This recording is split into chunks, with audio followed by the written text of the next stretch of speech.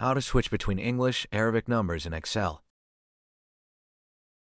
First, confirm your regional settings in Control Panel. It should be any Arabic format. Go to Additional Settings as shown.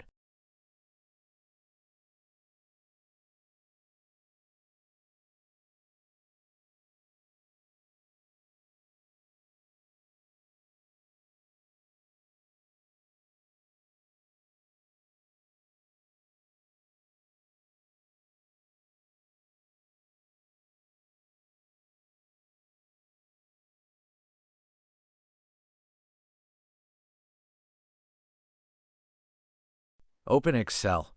Go to the cells where you want to switch numbers to Arabic. Just change the text direction of the cells and it will switch.